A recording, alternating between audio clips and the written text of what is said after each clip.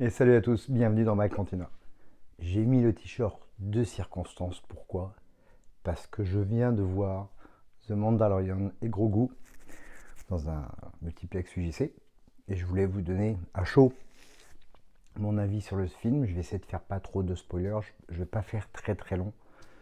Mon premier mot qui me vient à l'esprit c'est moyen. Voilà, est-ce que je suis déçu?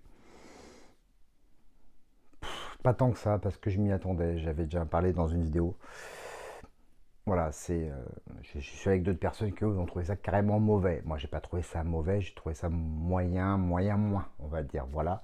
Donc, sans surprise, en fin de compte, pour faire court, on a l'impression de voir un long épisode de la série The Mandalorian et Grogu. Je comprends pourquoi ce qu'a dit Jon Favreau, qu'il avait écrit la saison 4, après la saison 3 qui était catastrophique, qu'il avait écrit la saison 4 et qu'on lui avait dit maintenant, bah, en fin de compte, on va en faire un film. Donc il a pris la saison 4, il en a fait un film. Et bah, en fin de compte, on voit que c'est un long épisode.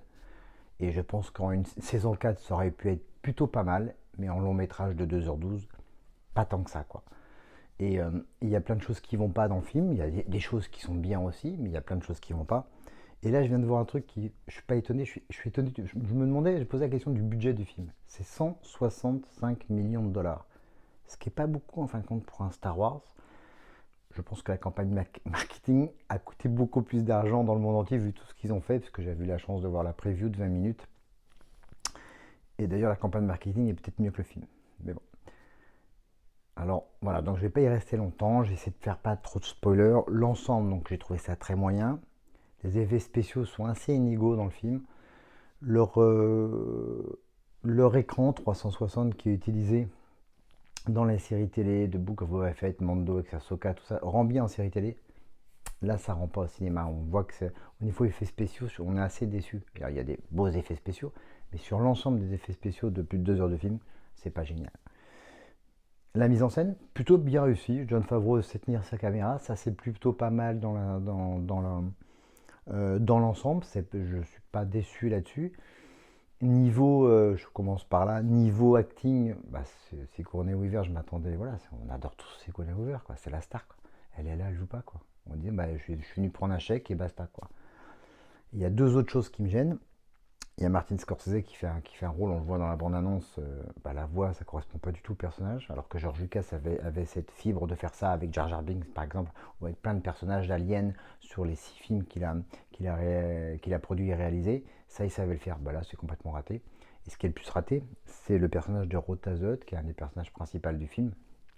Et le personnage est plutôt pas mal, je trouve ça plutôt pas mal, mais c'est fait avec le doublage de la voix de Jeremy Allen White. Bah, la voix correspond pas au personnage, ça c'est nul, quoi. Il fallait faire une voix de Hutt, quoi. Ça aurait été beaucoup plus réussi, et là ça gâche complètement le personnage. Mando, bah, c'est Mando, hein. De toute façon ils sont trois personnages dans Mando. Il y a Pedro Pascal, il y a Brendan Wayne, pardon, le petit-fils de John Wayne qui joue un des cascadeurs. Il y a un autre cascadeur, et ce qui est bien, ils sont cités au générique. Puis au niveau acting, alors, je sais pas si vous connaissez le personnage de Zeb qui apparaît dans Star Wars Rebels. Là, il est là et dans le film. Pourquoi? Comment? On sait rien du tout. Enfin, alors ceux qui connaissent pas l'histoire de Zeb et de Star Wars Rebels et d'Ahsoka, on s'en foutent. Mais pour les fans de Star Wars comme nous, qui savons qui est Zeb, on se dit pourquoi il est là tout seul, sans rien. Bref, inutile. Tout de suite, je vais parler, la fin est complètement ratée. Ça finit genre, bah, combien d'épisodes? Voilà. Je dis, ah bah voilà, c'est la fin de la série, fin de l'épisode, basta. On reste sur notre fin. La musique, pas mal, sans surprise. J'aime beaucoup Ludwig Göransson. Là, il y a deux trois musiques qui sortent du lot, c'est plutôt pas mal. Mais il y a un gros truc qui m'a gêné dans le film. Je ne sais pas si vous serez d'accord avec moi. Star Wars, en fin de compte, il y a un cursus, une idée directrice, mais on voit plein de scènes dans plein de planètes différentes et au bout d'un moment, ça se regroupe. Là, le problème, et on voit tout de suite que c'est quand même un long épisode, on ne voit que Mando et Grogu pendant tout le film et c'est suivi. Ils vont de planète en planète, ça c'est pas mal, mais on ne voit que rien d'autre à côté, rien d'autre de ce qui se passe. C'est focus sur eux et au bout d'un moment, on s'ennuie. Alors, il y a des très belles scènes d'action, il y a aussi des moments un peu chiants. Voilà, la première partie, les 20 premières minutes. Alors, j'avais vu la grosse scène des AT-AT, moi je l'avais vu, j'ai eu la chance de le voir au panel de la Star Wars Celebration. Je l'ai vu plus allongé dans les 20 minutes qu'on a vu au preview au Grand Rex. Alors c'est fun parce que j'adore les AT&T, ça me fait penser à l'Empire contre-attaque, tout ça. Mais là, c'est au niveau visuel, visuellement, c'est pas génial, génial. C'est pas mal, mais c'est pas génial, génial. Mais il y a un truc qui va pas dans les 20 premières minutes, c'est les comédiens, quoi. Qu'est-ce que c'est mal joué, mal interprété. Alors c'est fun, on voit les AT-AT Driver, on voit le AT-AT Commander et les Snowtroopers, on voit l'intérieur des AT-AT, ça c'est fun.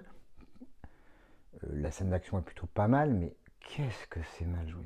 Et ça gâche toute la première partie en fin de compte du film. Moi, je trouve que les 30 premières minutes sont un peu chiantes, voilà.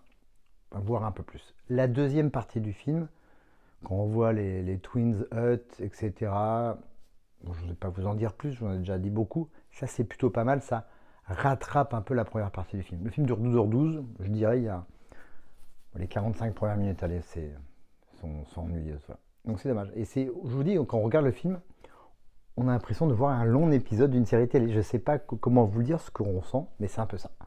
Et c'est une grosse déception. Voilà. Alors si je devais donner une note au film,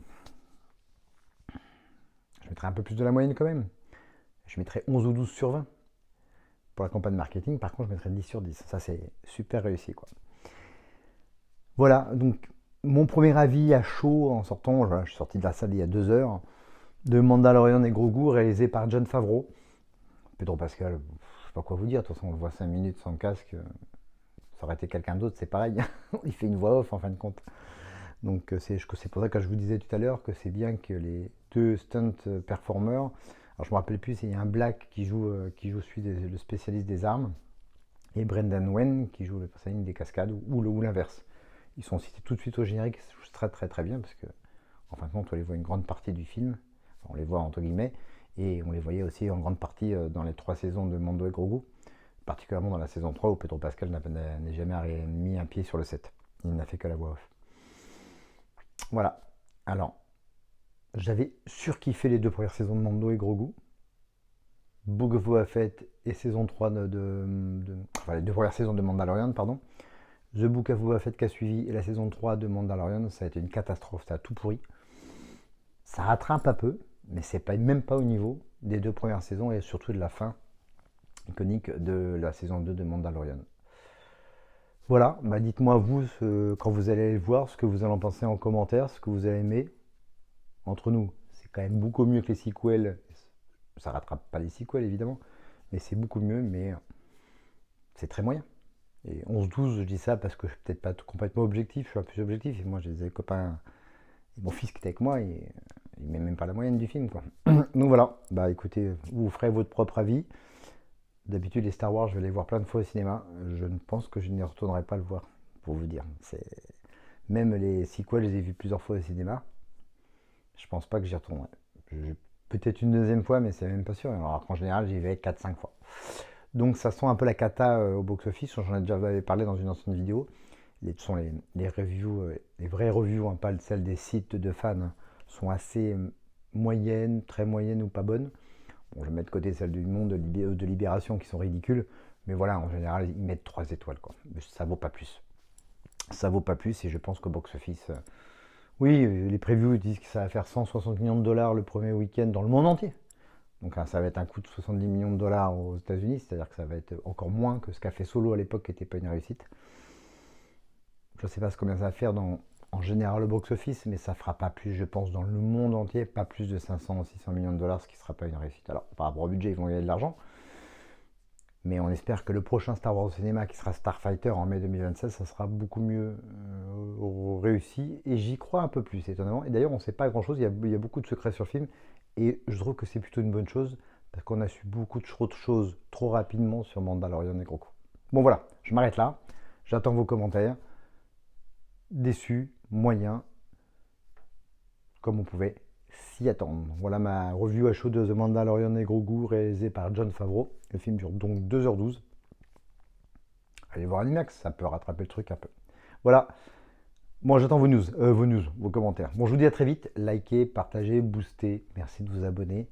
Et on se retrouve très très vite pour une autre vidéo. Encore de jouets, je vais vous parler d'autres toys. Ils en sortent plein, quoi. Ça devient ridicule. Bon, bref, des trucs pas mal, mais ça devient un peu quand même ridicule. Bon, bah sur ce, je vous dis à très vite, mais surtout n'oubliez pas, may the force be with you. Salut à tous, ciao, bye.